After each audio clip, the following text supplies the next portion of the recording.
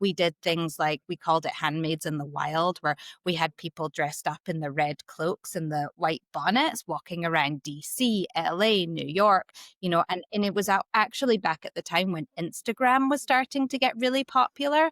And so it was absolutely perfect for this striking visual imagery of all these handmaids walking, dominating Instagram. And it blew up, and it started being something that people used as a symbol for protest. So if you can really tap in your stories to culture, people blend the two together, can become more relevant than you could ever have dreamed.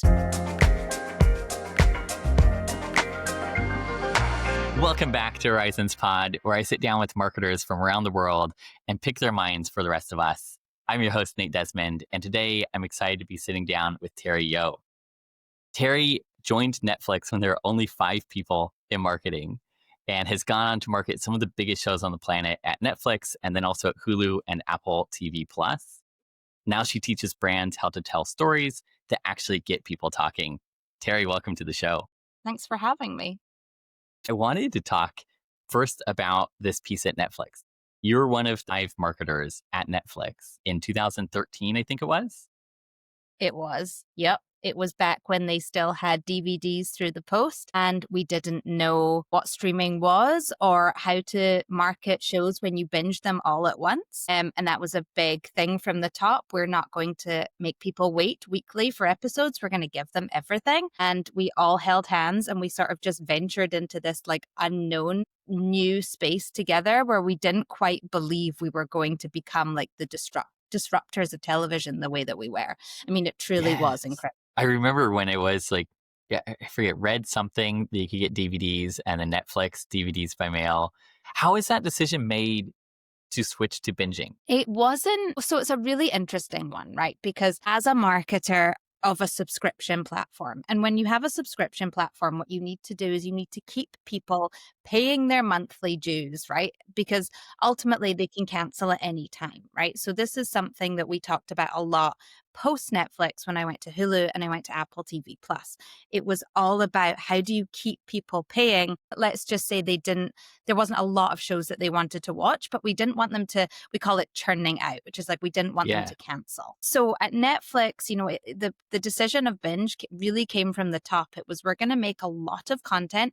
We're going to invest in a lot of different stories. We're going to invest in a lot of different shows that are going to find different audiences. And we're going to give it to them all at once because we don't believe that the consumer wants to wait, right? And we're going to try something different. And as a marketer, it was really hard because we needed to keep the subscriptions growing. And as you're growing, people are canceling because there's not enough to watch, right? And so it was this really interesting thing where like the people at the top really, really just believed in the power of constant content giving people what they deserved. So it was an amazing time to be there and to understand that, and it redefined marketing, right? So we didn't do like normal TV would do like next on this episode, and we didn't do that at Netflix. The other thing that it really redefined, if you think about it, was spoilers. Like people all of a sudden were watching different episodes at different times compared to their friends. And so water cooler moments completely changed because it was, have you seen Orange is the New Black? It wasn't, did you see last night's episode? And then, so the conversation completely shifted and changed as well because people were watching it at different times. And so it's absolutely, the idea of spoilers actually became a thing that could happen because you might be ahead of your friend. So yeah, it was a really like interesting and fun time to be there. That is a fascinating decision because on the one hand, you have people that you want to keep subscribed and having a show drawn out over many months keeps me subscribed. But on the other hand, you have an industry that is the norm. So if someone is willing to put everything up at once, maybe I just go to that platform instead of the competitors, and it becomes a win for that platform, which is kind of what happened with Netflix. As long as you have enough shows that once I finish binging, I can move on to another show. which is the probably most challenging aspect. That's exactly it. I mean, Netflix's model, which was, if we talk about the streaming wars, like I always say, like they won.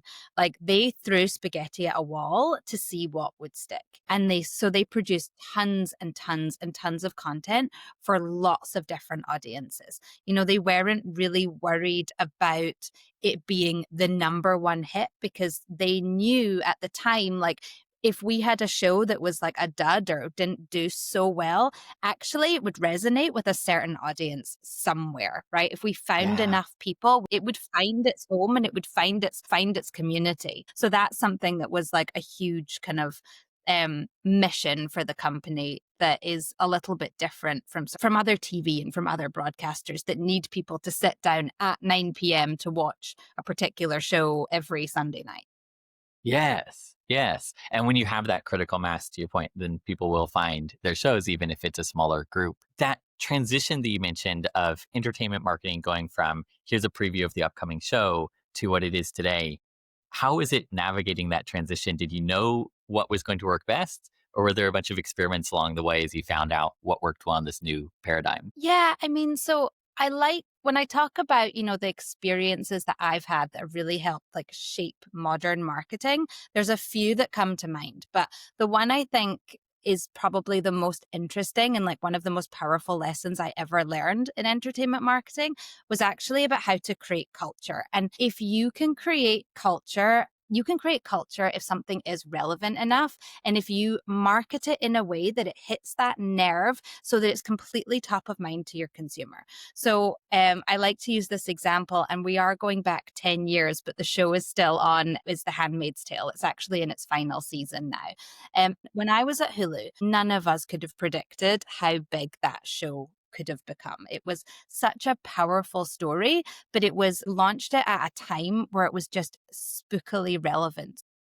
Season one dropped in 2016. It was right when Trump was elected for the first time. It was right as the Me Too movement was starting up and dominating the headlines. And suddenly we had this dystopian drama about women's rights that just felt very now. So instead of shying away from that, like a lot of brands might have, it was very political. We decided, like at Hulu, like we're the underdogs. Like we're going to lean into this and we're going to take some risks because we know that like it is exactly the type of show that is tied to culture right now. And we can make this a moment. So from the Yeah. very beginning, we made this conscious decision to like treat it as some like heavily urgent show, and did all these incredible activations like a Super Bowl spot, masses amounts of money, but like it was timely and it was relevant and it set the tone for the whole campaign. We did things like we called it Handmaids in the Wild, where we had people dressed up in the red cloaks and the white bonnets walking around DC, LA, New York, and it was actually back at the time when Instagram was starting to get really popular. And so it was absolutely perfect for this striking visual imagery of all these handmaids walking, dominating Instagram. And it blew up, and I think something like The Handmaid's Tale has really taught me that, like, if it started being something that people used as a symbol for protest. So if you can really tap in your stories to culture, people blend the two together and can become more relevant than you could ever have dreamed. Yes. Oh, that's incredible. How much of the success of, let's take Handmaid's Tale as an example, how much of the success do you think comes from leaning into those cultural moments versus putting spin behind it, doing the guerrilla marketing, like walking down the street? How much is due to the cultural moment versus the actual spend and campaigning? It's a bit of both, right? It was perfectly timed. That is one of those like rare opportunities that you get to go, wait a minute, this is an important story to tell now. But if you don't lean in, I mean, we could easily have done a traditional marketing campaign and put up a really pretty piece of art and slapped it on a bus. And we could have done, a really nice trailer and not put it in the Super Bowl. I think those activations and those moments to get people to see how important it is truly what made, I have to say, like the show fly in the way that it did. So we had screenings where we would talk to female activists, journalists, people who really were shaping culture at the time and giving them early access to the show so that we made sure that it was part of the moment. There was New York Fashion Week going on, and we said, great, we're going to do a handmade inspired catwalk with all this different couture. So all of a sudden you've got outlets like Vogue, Elle, The Cut, like picking up things about the Handmaid's Tale in the show, which wouldn't normally have been relevant to their readers. So it truly was something that, like, if you time it correctly, you can make a cultural moment even more significant, impactful. And again, those red cloaks, like, whilst somebody could have thought of doing that on their own to protest outside the Capitol building, what we saw was we did it first as an activation and had them walking around South by Southwest in Austin, which is a music and arts festival. And because of that, people went, "Ooh, that's visually striking and interesting. That's how I'm going to protest." And people still today protest all over the world in those red capes and white bonnets. It's the coolest thing for me to see, and like makes me really proud as a marketer. That is incredible to see the lasting impact. It reminds me a little bit of this story I read a long time ago. I'm forgetting the name, but it was one of the circus organizers in the US about 70 or maybe even 100 years ago. He found that he could drive up sales of, I think it was a museum, by having this person pick up a brick on a sidewalk in New York and then walk around the block like 10 times while people followed him. And they'd walk into the museum. And some people would buy a ticket just to see what's he going to do with the brick. And they'd walk out the back door and walk around again and get more people to come into the museum. But just that striking, like, what's going on here? What are these people in the red cloaks? Does drive a lot I of mean, curiosity. yeah. That reminds me of this, like the dopamine hit of like a cliffhanger, right? So what you've just described about this brick is like, I want to see the end resolution. I am absolutely desperate to find out where this brick is going to land, right? This is literally the reason why we all sit up at night till 2 a.m. going, oh my God, just one more episode. It's like with the power of that cliffhanger and like being desperate to figure out the end result is exactly like what marketers and like storytellers like myself like thrive on. The art of a cliffhanger, I just think, is such an important piece, whether you're marketing a TV show or like any brand, right? It's just that idea that like people are desperate to find out what the resolution is. It's amazing. That really is. And I want to touch more on emotional triggers because you've got some great thinking there. But before we do that, when you look at a show, there are the cliffhangers in the show. And then when you look at the ads, there are also cliffhangers in the ads to get you to watch the show. Are those developed together? Or is it more of someone develops the show and then someone else develops the marketing for that show? Yeah, that's exactly it. So the show is made and like it might not have a cliffhanger at the end of every episode, but we work with like trailer agencies or sometimes a lot of times like at Hulu, there was an in-house creative team cutting the trailers, and their job is to look at the whole show and go, okay, what are those best moments and those exciting moments that are going to get people to say, I need to watch the show. So I don't know if you do this, Nate, but because I've spent my life marketing trailers, when I watch a trailer and it has shown me exactly what's going to happen in the whole show, I get really, really mad. I'm like, I've just seen the show. I'm not interested in watching it now because you've just told me my 3-act structure. You've told me exactly how it's going to end. And there's bits in the middle that I've missed because you've condensed the show into 2 minutes in this trailer. But I don't want that as a customer. Like, I want to see that there's going to be this big conflict, and then I want you to just leave me hanging. I am Yeah. so desperate to go and enjoy it for myself. Thank you very much. And that's something that like I feel really passionate about whenever I'm making a trailer or is always like, you've told me too much. And so what I've actually seen when you talk about, going back to the modern marketing question is trailers, if you look at them from early 2000s, 90s, like not only did they all have these really cheesy voiceovers, which are fantastic to go back and watch and laugh at, but they were all about 3 minutes long. And they really did tell you the entire narrative. And it was more like a mini like cliff notes of like what you were going to watch. And today, a lot of when we cut trailers, we actually go back to like 60 seconds or less because besides the fact that everybody's attention is on everything else now and everything's in much more short form, nobody wants you to just tell them the story they're about to go and watch. Like, hook them in. 60 seconds is enough. That's fair. And the curiosity drives the conversion. Why do you think people made the Cliff Notes versions of trailers? Did they just not realize the impact it was having? Or was there some reason? This is a bit insidery, but a lot of producers and directors want to cut their own trailers, right? And they really believe that because they know their show the best, right? They've lived and breathed it. They understand it, but they don't know how to sell it. They just know how to tell the story in a short form. And so a lot of times what you'll see is like the directors themselves will cut a trailer, give it to the marketing team and go, here you go. Here's this fantastic trailer that I've cut. And we go, that's amazing. It's a cut down of your show. We're not doing that. We have to identify the audience, and then we have to go after that audience with the bits that we know they care about, and that's the thing, that the director will pull out his favorite moments, not the moments that are going to serve the audience the best. So it is like and that's, I think, why they did it ultimately. Probably most of the directors were just shortening down their great stories, and marketers have now transitioned into like,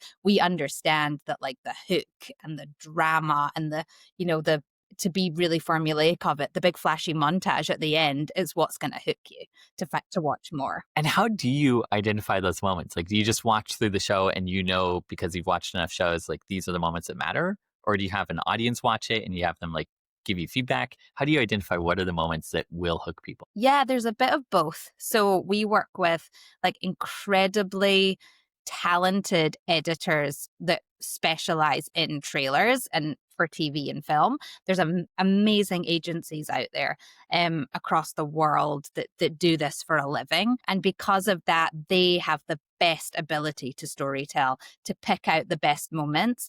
And it always starts from a marketing strategy, right? So if I have a show like, my goodness, there's so many to choose from.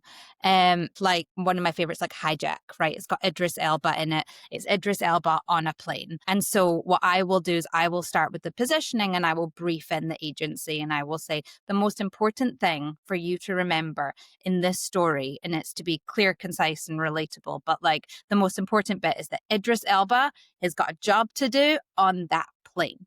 And so they will come up with it and you go back and forth in edits. And then to answer your next part, if we've got time, we'll test it. So we'll use a focus group and we'll actually send the trailer, and maybe we'll have two different versions of the trailer.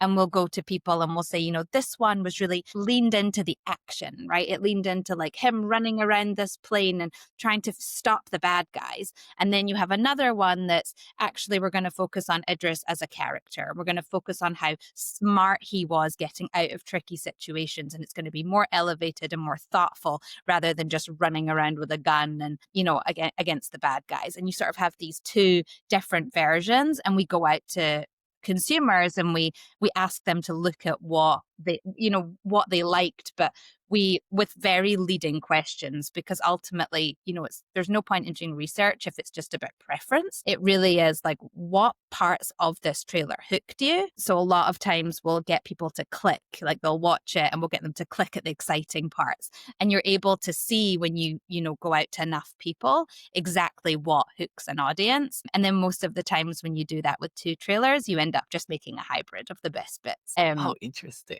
Ends up serving everybody. But yeah, so that's how the trailers get made these days. That's actually surprising to me that you could combine the two, because I feel like they're fairly different approaches of more of the intellectual versus more of the action. And we put the two together, it does capture a broader audience rather than alienating both is interesting to me. That's fascinating. It is really interesting because you do that because you want to serve the biggest, broadest audience.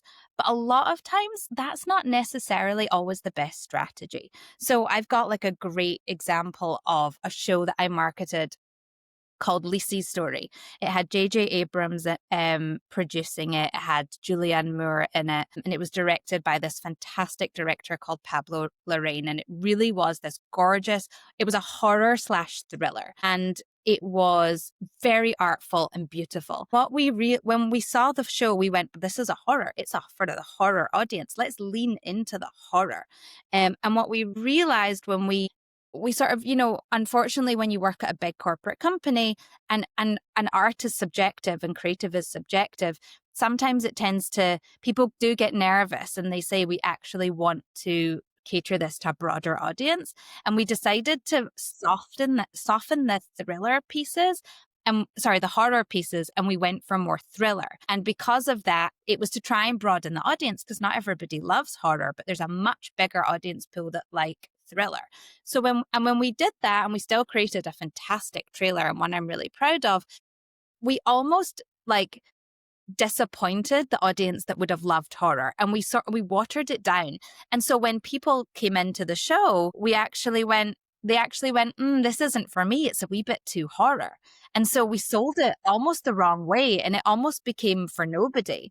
And what we should have done is stick to our gut and gone, this is an amazing horror. Let's lean into that community. Let's make sure we're building fan base in one thing and become this is a horror show. And that way people know what it is and what it's for. I think sometimes as marketers, you can get very caught up in trying to be too broad and something for everyone. I kind of talk about like the content food court, where like you've got lots of different audiences to cater for, and you've got lots of different things. And so you kind of just try and be something for everyone instead of trying to be like the home for something. And that was a great example for me of a show that like was a fantastic show. We kind of I feel like we failed in marketing it to the right horror driven audience. That is a fascinating insight. And zooming out a little bit from there, to your point with the food court analogy, a lot of these platforms, Apple TV, Hulu, Netflix, you can go and find a lot of different types of content, whatever content you're into. How do you approach marketing given that sort of like everything is available here? Do you treat it as we have 5 different major segments and we have different campaigns at all times going after each segment? Or do you treat it more as like we have this show launching this month and we think it's a good fit for X segment? Yeah, I think it's a really tough one, right? Because back in the day, if you think about the channels, right, that did really, really well, it was HBO. They leaned into prestige. They were all about, like, it didn't matter what the show was. When you saw that hum at the beginning and like their opening HBO logo, you knew it was going to be good. You knew it was going to be a great story. It was probably going to be really edgy. It was going to tell you something that you didn't know. And I think that because of, and then you look at somewhere like FX, they really owned the idea of this like gritty, like male drama, right? They had tons of them and they really owned that narrative. And so when you went on to FX or there was a new show, you kind of knew that's what you were going to see and expect. And it wasn't everything, but that's what they lent with. And then, fast forward a couple of years and you've got the streamers. And the streamers have got, because it's on demand and because of what we were talking about with Netflix, so much content to suit all different tastes and all different preferences, right? Kind of becomes this like big supermarket of choice. And so because of that, what you get is you kind of become the home for nobody and you lean into. So what Netflix did is they said, right, content is king. We're going to lean into the shows and we're going to back the ones that do well. And using our data and our algorithm, we're going to serve you more of the same stuff. And because of their volume, they have absolutely nailed it. They're able to look at their algorithm, backdate with data, serve you all this content that's just for you. And I think what a lot of the other streamers are really struggling with is they're kind of just the home for nothing. Whether you are a brand or a streamer, you need to become the home for one thing. Actually find an audience, find what people love about you, and just fuel them with that and keep them going. So that if I'm really into sci-fi, I instantly think of you as your streamer as the home for sci-fi. And that's what I want to look at. So if you're really into procedural crime dramas, I think of this platform for that. Like it's very, I think of probably Peacock for that. Like, or if I want like big world building movies, I think of HBO Max for that. So like there's lots of ways I think to sort of slice and dice an audience, but you should define yourself as one thing and then let people come in and discover the rest. That's how you really go from like being watched to being loved. For the Chili's piece, I'm curious whether you think they stumble onto this opportunity, or was it a strategy you think they planned? I think, and I don't know this, but I would assume it naturally took off. I think that it became a moment on TikTok. People started talking about it. People started sharing it. There was probably some really fun, entertaining, and engaging content. And then Chili's just saw that it was a cultural moment, saw they could jump and jumped on it, and I fueled it and has made it sort of like a brand moment for them, which was really, really smart. I mean, I think something that we all sort of need to think about is like the days of traditional paid like campaigns and like traditional media are over. And the way to really understand your audience is through social listening.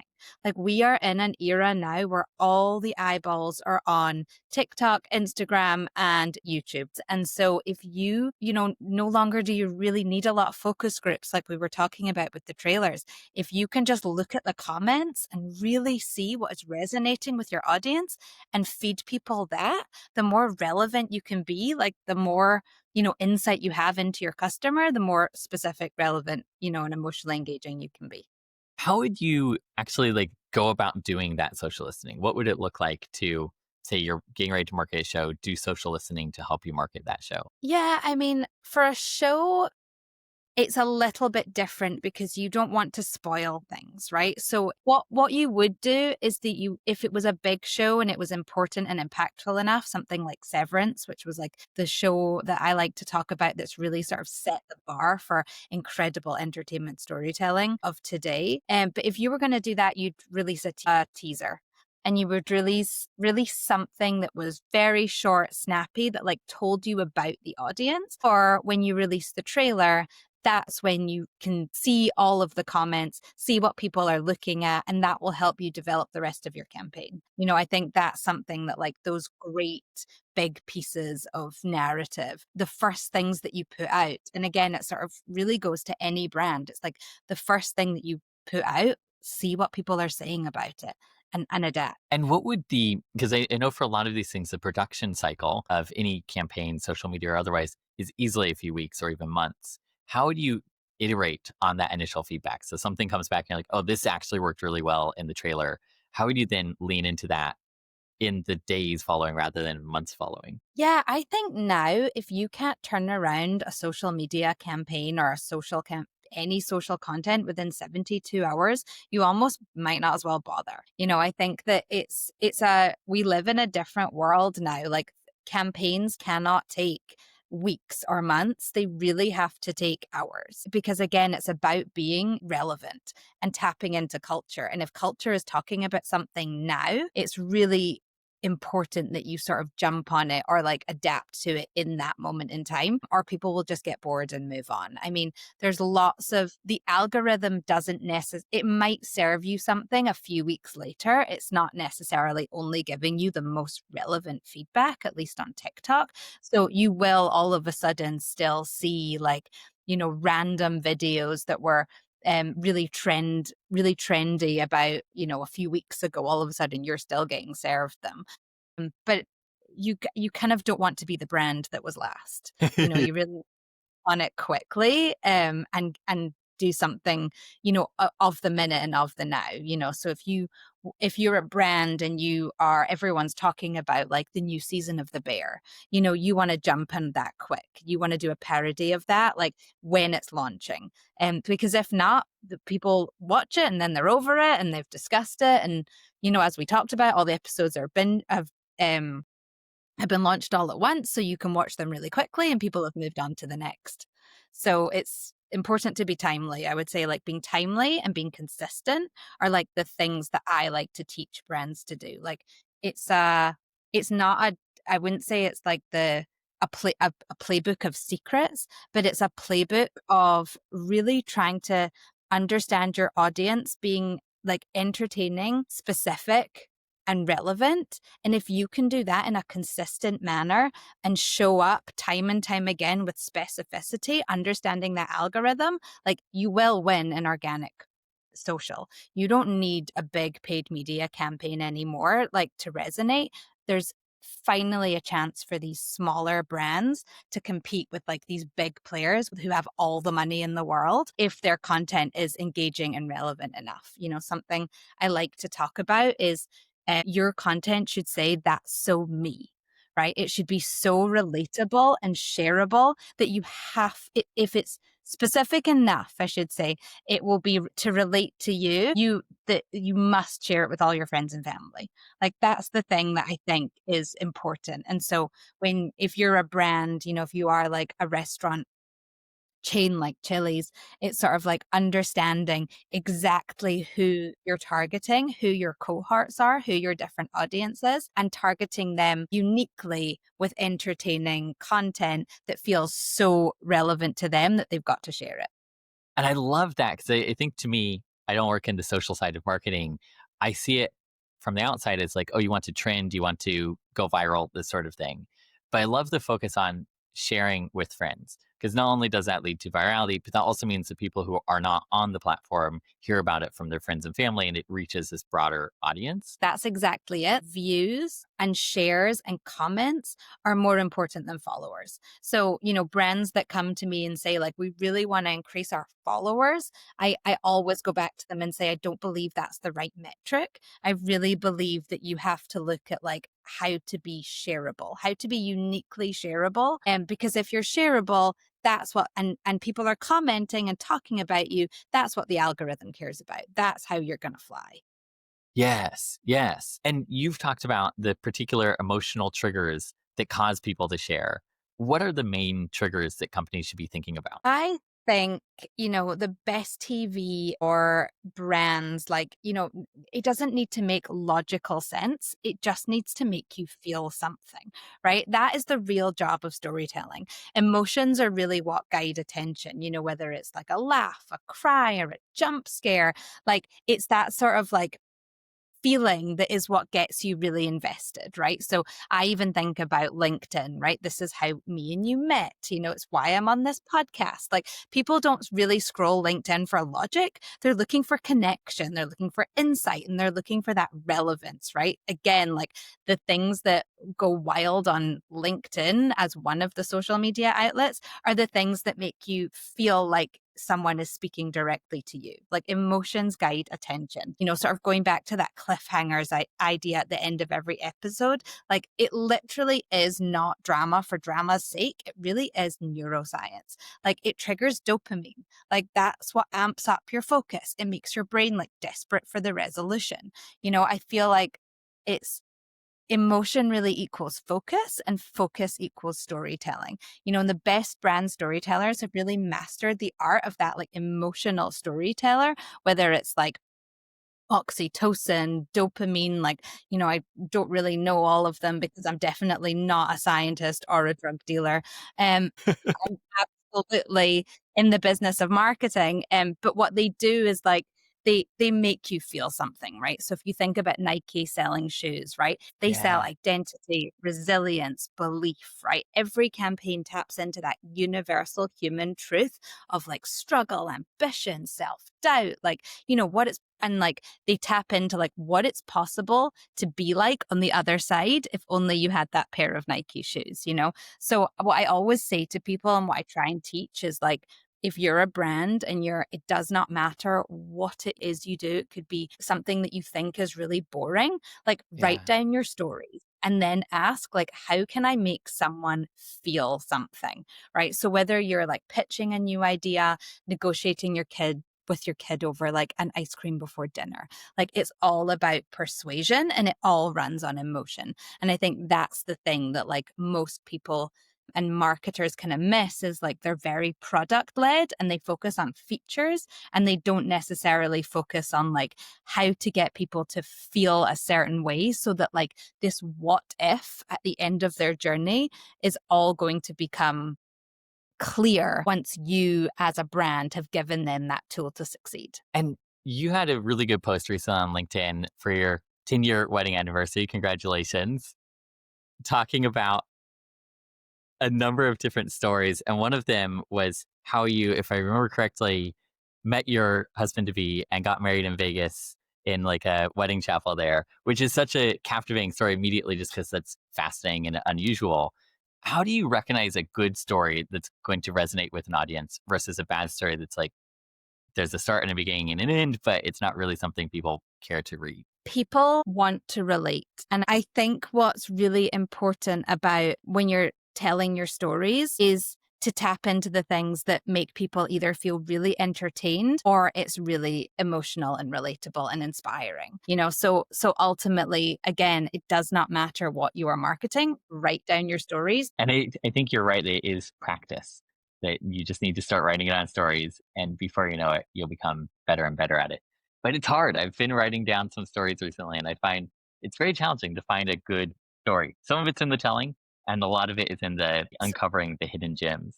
So here's my 3-act structure, if you will, and I can give you this to help you with your next stories, Nate. So it's almost like, I thought a lot about how I was going to translate my entertainment marketing and all of that experience into helping brands with their stories. And it really starts with, it's called like the hero's journey. It's like the oldest trick in the book for storytelling. And there's sort of like these 3 different key moments that every story should have. And it's the truth, the payoff, and then that shift, that sort of like way to help in between. So what's something that I think is really interesting and I like to talk about a lot is like your product isn't the main character in your story. It's not the hero. Like the shoe is not what's going to save people. That's the product that helps them get there. Right. And so like that is the biggest mistake people make is that like they end up saying like this is going to solve all your problems, and it's not. It's actually the tool that helps you get there. So my first thing is like you start with the truth. Okay, so the truth isn't just about the problems, it's the emotional cost of the problem. Right, it starts with that insight or belief. So in entertainment marketing we call it the universal truth. Right, as I mentioned before, I think when we were talking about Nike, like what is that emotional hook that makes people feel seen? And it's not about your brand yet, it's about your customer, your audience, right? So if Nike was to do it the functional way, they would say like, here's this beautiful white and green sneaker. It's lightweight, it has some sort of like responsive foam sole, and it's on sale for $9.99, right? It's functional, informative, but it's kind of boring, And if you're thinking about emotional storytelling, they might say something like, self doubt is louder when no one believes in you, especially if you don't fit the mold. This really speaks to that core human feeling and universal truth of being underestimated. And we'll all sit there and we'll all nod our heads, going, oh my goodness, that feels like me. I'm underestimated. I need to achieve my dreams, and I don't know how to do that. Again, like the more specific you can be and relatable, the better. So then the next thing is like, this is then when you tell everybody the payoff, right? You say like the solution is like the what if, right? So your story is going to be like, I'm underestimated, but what if, like you had, what if you showed up every day? What if you put in the work? What if you rose and then you stumbled, but then like you rose again until belief becomes this muscle memory? And that's when your audience goes, well, I want that, right? So like I'm marketing a shoe, but I haven't talked about the shoe yet, right? The sneaker is completely reframed. Like it's not gear, but it's the symbol of perseverance. It taps into that what if desire to achieve your goals. So if it's specific to the customer, and it's aspirational, that's when people start going, okay, I want that. I've got this problem and I want this payoff, right?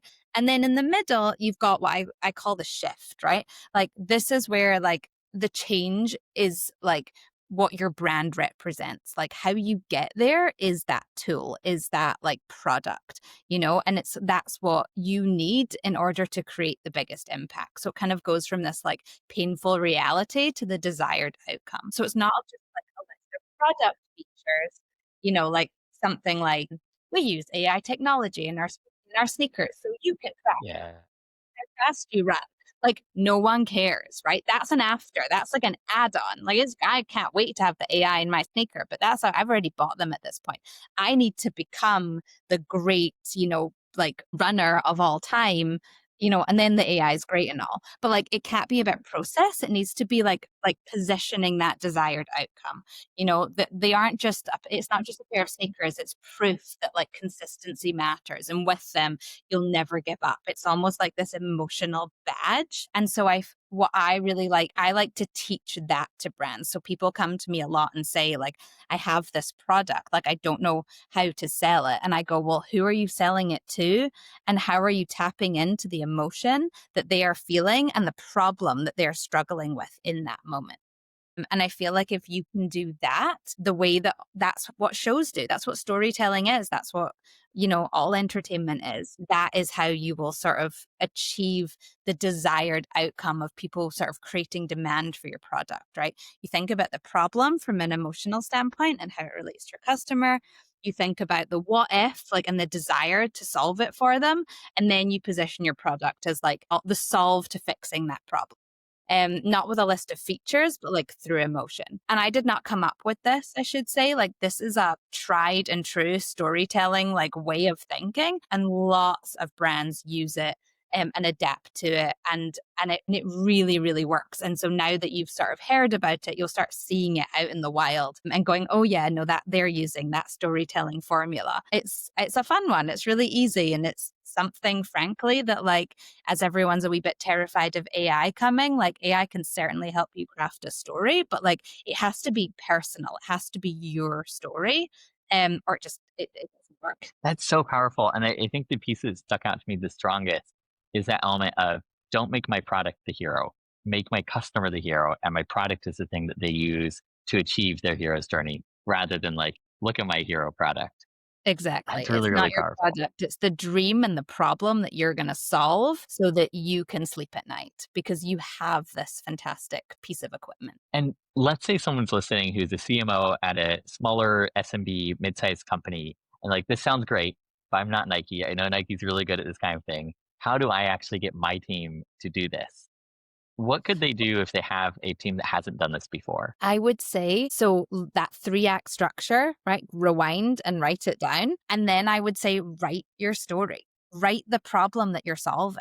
I mean, I spoke to somebody yesterday who's certainly not Nike. She's got a new maternity product, frankly, and it's a really interesting idea. And I said to her, and she said to me, and she had listed all these great features that her product had, and I said, okay, but what problem are you solving? What is your audience thinking? Like, what do they need? Why is this a need? Because there's a million different products out there, for the pregnancy market.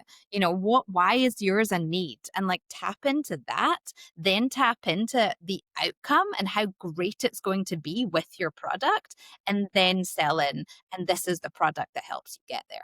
It's actually pretty simple. I think there's not a product out there where this can't apply to, because it's just a different way of marketing. It's nothing to do with, the shoe itself, when it comes to Nike. Yes.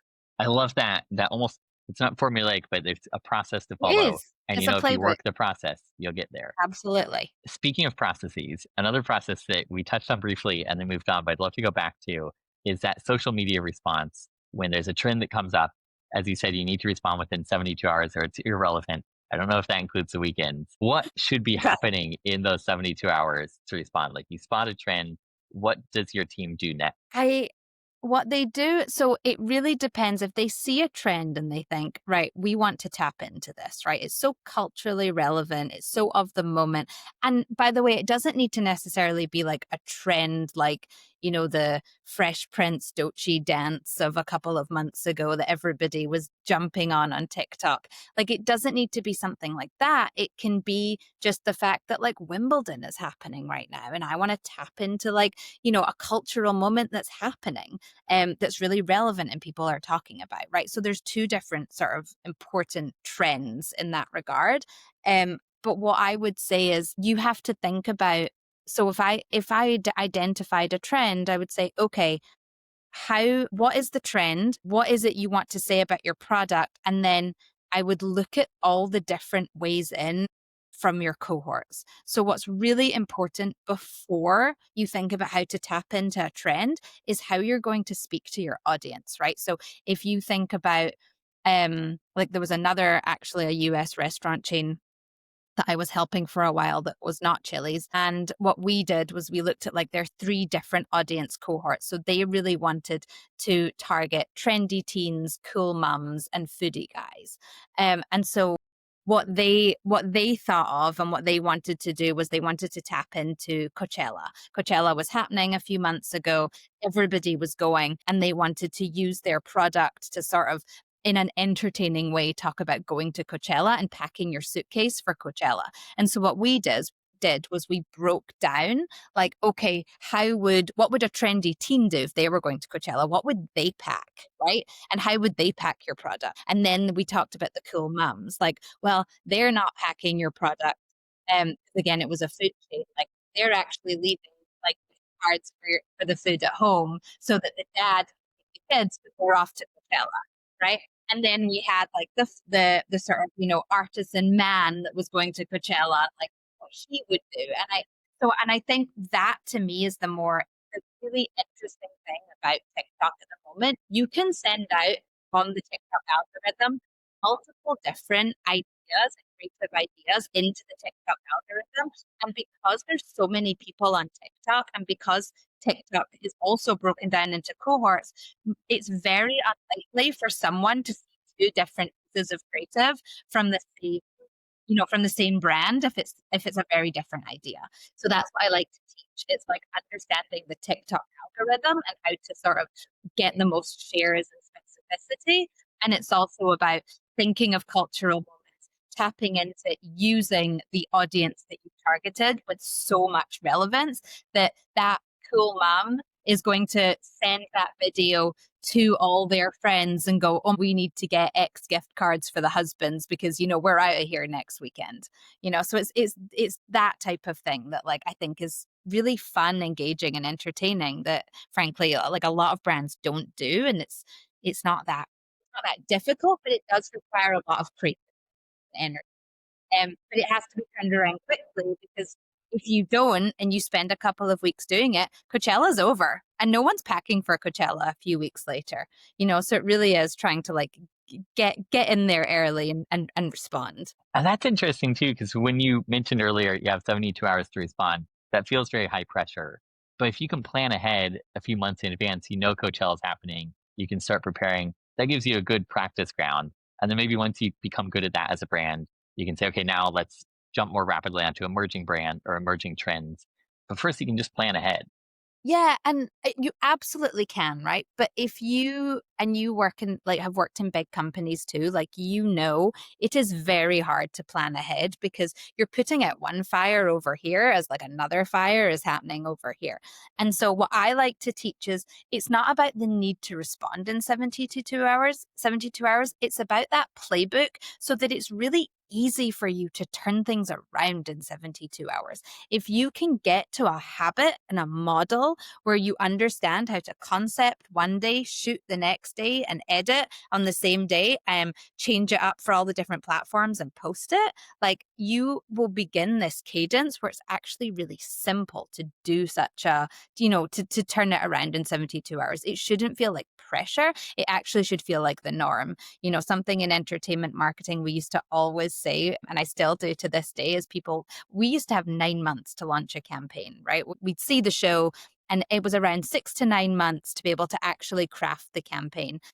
But it didn't matter if we had 9 months or 9 years, we would always be finessing everything to the very last second. It's just the way that it works in marketing and creative because you want to make sure that it's the absolute best you can be. So what I like to do is say, especially in this new world of like reactive TikTok and relevancy, it's not about perfection. It's about being in the conversation. So let's just shoot things quickly. It doesn't need to be perfect. It doesn't need to be polished. We're going to get to this place where you feel really comfortable posting and curating content in a really timely manner, because that's more important than it looking really, really pretty. And that reminds me of another area I wanted to talk to you about, which is the scary side of this. So there's all the upside of like, hey, I'm a CMO. It would be great to go viral and get all the positive publicity. But then there's also the scary side of like, what if something goes wrong and I get all this negative publicity? How do you think about the risks of that? I think so when you think about what's wrong, right? Like you have to go with your gut, right? I always think like the worst thing that can happen is that it gets taken down. Okay? I mean, yes, you might get a lot of negative backlash, but I'm kind of a believer, and maybe I shouldn't say this out loud, that all publicity is good publicity. At least you're in the conversation and you're getting talked about.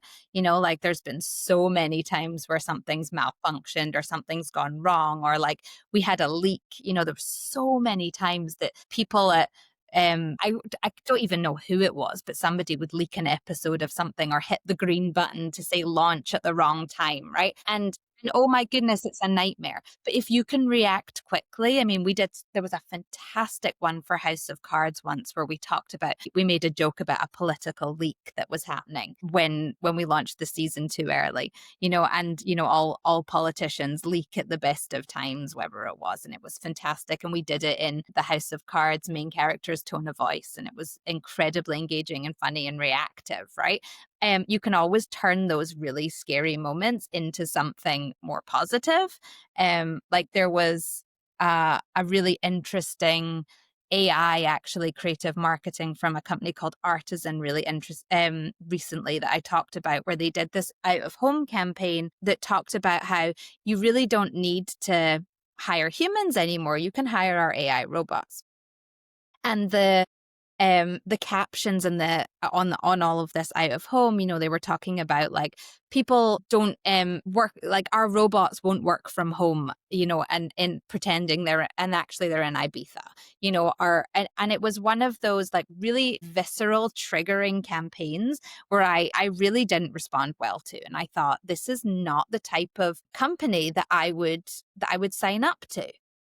But in actual fact, I'm completely wrong, because they're very, very divisive storytelling. And you look at the articles around it, created like an incredible demand for their AI robots. They have done better last year with this marketing campaign, than they would have done normally. So whether it's divisive and it's maybe like the wrong thing to say, at least you're in the conversation. That's fair. That's fair. How would you think about that as a bigger company? Because I can see like a startup, you go divisive, maybe you win big, maybe you don't, but in any case, you're small to start with. If you're a bigger company, you have more to lose. Would you still take that sort of it's okay, it's not really so bad if it goes wrong, or would there be a different? I think that everybody knows, whether you're a big company, a small company, like at the end of the day, there's humans behind it, and humans can make mistakes. And I think as long as you own up to something, I think as long as you're human about it, I think as long as you're real, plenty of big brands apologize all the time. Do you remember that Apple ad very recently that squashed creative into an iPad? Like that was Yeah. one that the backlash, and Apple is the most incredibly phenomenal creative and brand in the world, and people hated it. You're squashing our creativity into technology. How dare you? I'm a musician, and that wasn't the intention. And they came out and said that wasn't the intention. We believe in the power of creativity. Of course we do. We are a creatively led company, and everything we do ladders up to human creativity, and they owned it. And again, as I said, like it got people talking. So it wasn't necessarily it didn't stop Apple from producing great work and from launching the Vision Pro next, and then the next ad they do is phenomenal. And the next ad they do is phenomenal. Like people make mistakes, and it's all right to try things. And I think as long as you own up to things and say that, look, that wasn't our intention, like we're sorry that we offended you, that then it's okay. And that's actually a really interesting observation that it does make them more human. It's not this monolith. It's like, oh yeah, there are people and they made a mistake, but they meant to do something different. And I get where they're Exactly. coming from. Exactly. Slightly pivoting, I'm curious what frequency of this sort of trend establishing you would expect is needed for a company. So take something like Duolingo, for example. They had this really clever thing earlier in 2025, maybe it was even last year, where they had their owl die and then come back to life, and it went very, very viral. But then I haven't really heard anything from them in the last number of months, and probably won't for a number of months. Is that a success for them, do you think, that they went very viral once in a year? Or should they be looking for like 5 tentpole moments? What does success look like? They have gone viral multiple times. They have built an entire I'm such a fan of their marketing. They have built an entire sort of world around this owl, this Jew owl. They've built communities that get together that to speak languages. They've turned something from, like a Rosetta Stone, like learn a language into like a cultural community, like feel good moment. I applaud them for everything. But where they've probably gone a little bit quiet is actually in the news. What they talked to, their CEO came out and talked about the fact that they were going to reduce part of the workforce and change them into AI robots. I actually think, and so talk about having a bit, that was a bit of a mistake. Everyone went, wait a minute, you have been built on creativity. What are you doing? That's a really interesting thing to sort of start, to look at but again, like, I don't think anyone will think badly of them. They're again, everyone is testing and learning AI and has no idea what to do and where to go next. But I think when you talk about Duolingo and how phenomenal they have been is like, that was actually that social platform has been built over time using that consistent entertaining model that I talked about. They went viral purely because they built up such an incredible following and fanship already. And it was what they did, and what I think was really smart about that Duo Was Dead is that they did it across multiple touch points. They had like the PR statements about it. So it wasn't just on TikTok where they just announced it. They really did use, and I can't remember what they are off the top of my head, but multiple cultural avenues to talk about it. They had Dua Lipa, the singer, like respond, paying her respects, because they've joked for so long about how Duolingo is like so like Dua Lipa, and I think even maybe like had a crush on her or something. And so they built up this narrative to kill off the bird. I'm still not quite sure why, but what was really about it is that, to your point, because they built up such an amazing following and it was so visceral and so hilariously weird, everybody jumped on it, right? So what made it a viral moment was all the other brands then talking about so like US restaurant I was working with also decided to like, we made a moment out of it, and it was the highest performing that we did. And it was just like one of those really interesting things to see that like everybody jumping on that bandwagon. And that's actually the beauty of trends and the beauty of social media today is like you have no idea what's going to hit and why. You cannot predict these things. A lot of them can be manufactured.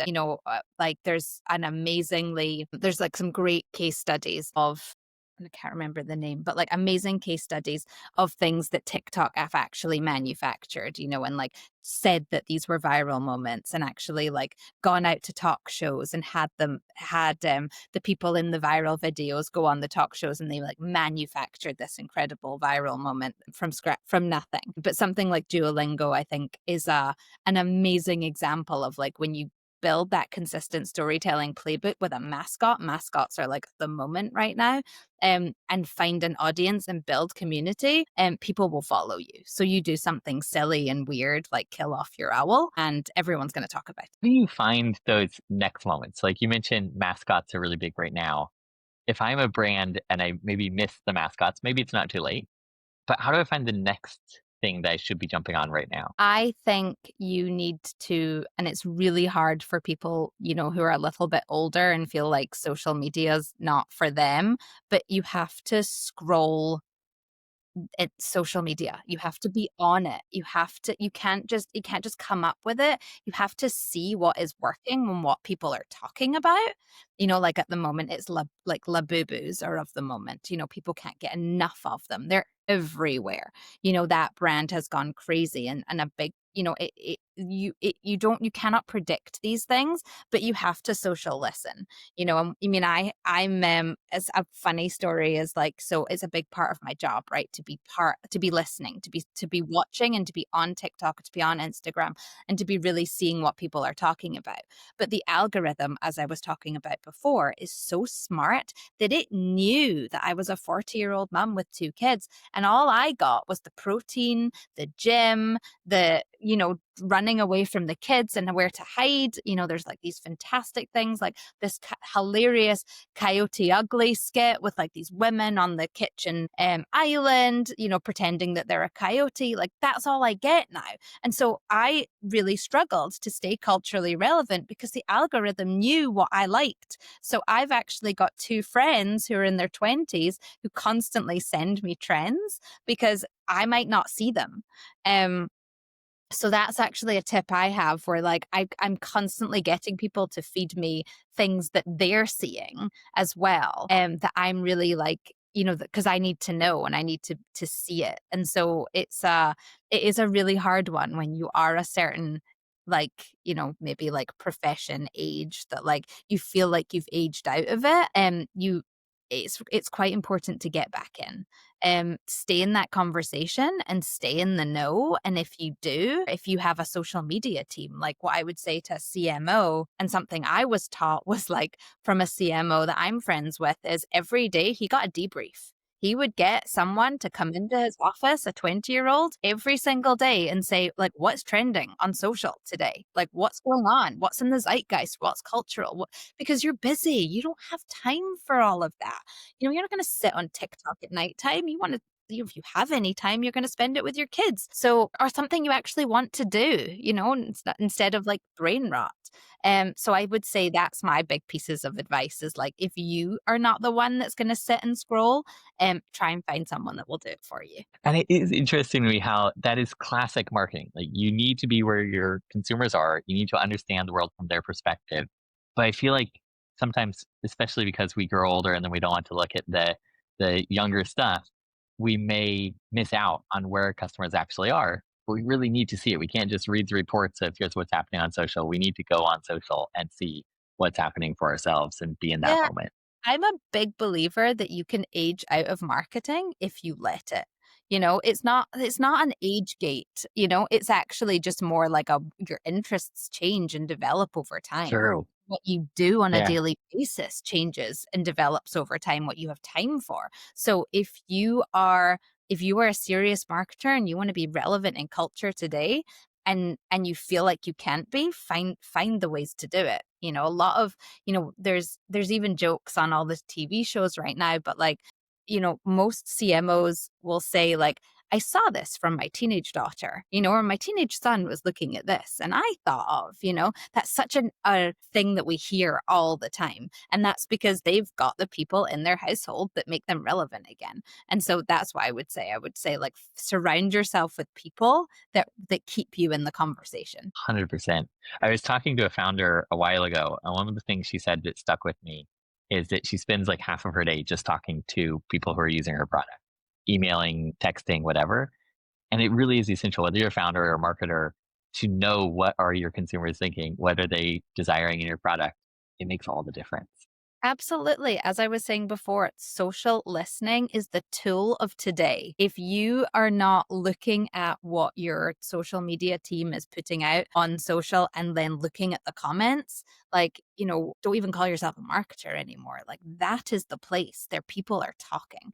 That is absolutely the right thing to do. Like, you have to get to know what people are saying about your product. So true. Well, that brings us to the end of the interview. But before we end, I have a lightning round for you. So I throw out very brief questions, this or that. You can give a brief answer or you can give a longer answer, up to you. The first question: cliffhanger ending or satisfying resolution? Cliffhanger hanger ending. I love AI to know. assistant? Oh, yes. Oh, sorry, go ahead. I was just gonna say I love to keep me on my toes, and I like to imagine what's gonna come next. I'm desperate to Those are like terrifying to I me. like my own imagination to wander. Maybe my imagination is lacking. I like a satisfying ending. Cliffhanger is always leaving like, but what happened? Frustrating. Exactly. AI assistant or human brainstorming session? Brainstorming session. There is nothing better than the power of people and humans and realness all coming together. Ultimately, they will come up with the best ideas, and then you can put them into your AI assistant to make them, maybe polish them up a bit. Well, I love that. Start with human, polish with AI. Brand mascot or celebrity spokesperson? I come from the world of entertainment, so I'm going to say celebrity spokesperson. Really do believe in the power of finding the right influencers at the right time and doing something interesting with them that's not just pay to play to really get people to see your product in a different way. Micro influencer army or one A-list celebrity? It really depends on your product. I can't even, that one is far too hard. I think it's not about the celebrity because a lot of times it's about the value. And so the micro influencers with the value are the ones that are going to, if they have the followers that actually care what they say, that's way more interesting than the fact that like we all follow Kim Kardashian because we want to see her, but she promotes so many different products at so many different times. It might not give you the same resonance that you were hoping. But again, it depends because to have Kim Kardashian promote your product could be incredible. But I get and I really believe it's how you engage the influencers that is what's more important. I don't really believe in pay to play. I don't just want to pay someone to do something to tell me that this is a great product. I really want to do something interesting and unique with them that's going to speak to the customer. That's how you gain relevance, not necessarily with like loads or one, but it's the how. And that's also so much better for them. Like if I'm an influencer constantly pushing different products, my audience probably gets annoyed with that eventually. But if it's really true to my brand as well as the brand I'm working with, that becomes more meaningful. Exactly. Find an activation or something that they want to do and they want to go to and they want to be part of and influence them that way. You might actually save a ton of money on paying an influencer if you put together an event or an activation that they want to show up at. So, there's Sure. lots of different ways to think about how to activate influencers. Well, on that note, thank you for sharing the time with us. Where can Thank people go to learn more about you? I'm on LinkedIn, Terry Yo. So please find me there and connect with me. I would absolutely love that. I have a website, it's terryo.com. It teaches you a little bit about what I'm doing now as it relates to storytelling and how I'm helping brands with a lot of the things that we talked about today. So yeah, just please find me on there. I would love to connect and chat about all things marketing and storytelling. Fantastic. All of that will be linked below if you're on YouTube or in the show notes, wherever you are. Terry, thank you for coming on the show. Thank you so much for having me. This was so much fun. I really, really enjoyed it. Thank you again. Nice to speak to you and meet you.